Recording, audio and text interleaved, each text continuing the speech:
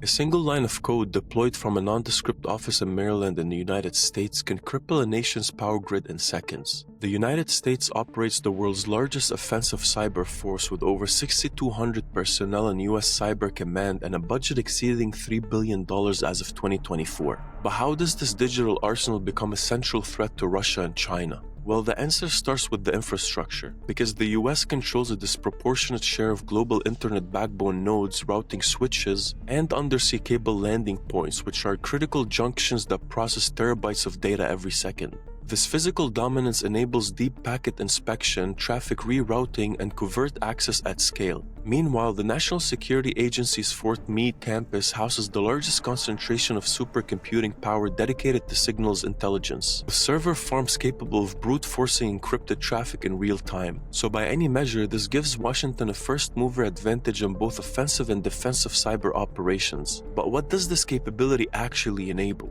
Then the US and Israel deployed Stuxnet, which is a worm that physically sabotaged Iranian centrifuges by exploiting industrial control systems, which is a code that rewrote the rules of covert warfare. In 2016, US Cyber Command initiated persistent engagement operations, launching continuous intrusions into Russian and Chinese networks to preempt attacks before they materialize. That said, the reach extends beyond sabotage. The US can map adversary command and control nodes, disrupt logistics chains, and degrade satellite communications, all without firing one single shot. US cyber teams reportedly disabled Russian troll farms during the midterm elections, blinding information operations for critical hours. So this clearly changes the calculus. But why does this matter now for Russia and China? Well, both of these states rely on tightly controlled information environments and centralized infrastructure. US cyber units have demonstrated the ability to penetrate air-gapped networks, which are systems that are physically isolated from the internet, by exploiting supply chain vulnerabilities and electromagnetic emissions. So for Moscow and Beijing, this means no network is truly secure from US penetration.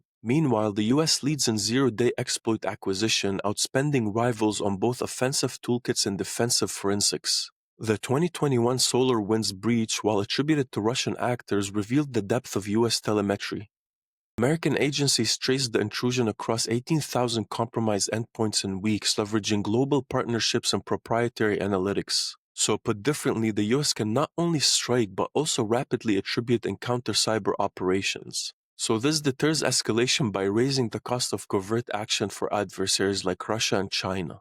In response, Russia and China have accelerated investment in indigenous hardware and quantum encryption and sovereign internet architectures, but these efforts lag the scale and integration of US capabilities. Now, if we zoom out for a second, the cyber domain erases traditional geographic barriers. US assets in Guam, Germany, and the UK can project digital force into Eurasian networks in milliseconds, bypassing missile shields and border defenses. Persistent low visibility contests for control of information flows in critical infrastructure. And again, this is not a moral judgment, it's an analysis of incentives and logistics. The US leverages its technological base, global alliances, and legal authorities to shape the digital battlespace.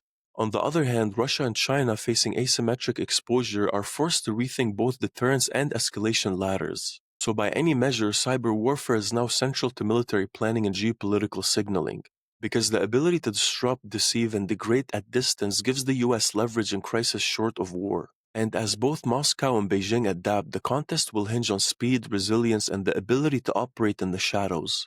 And that's why the next major conflict may not start with tanks or missiles, but with silent code injected into the heart of an adversary's grid. In cyber, the US advantage is not just technical, it's structural, global, and for now decisive. So if you like this kind of content, make sure you like and subscribe for more, and leave your comments in the comment section below.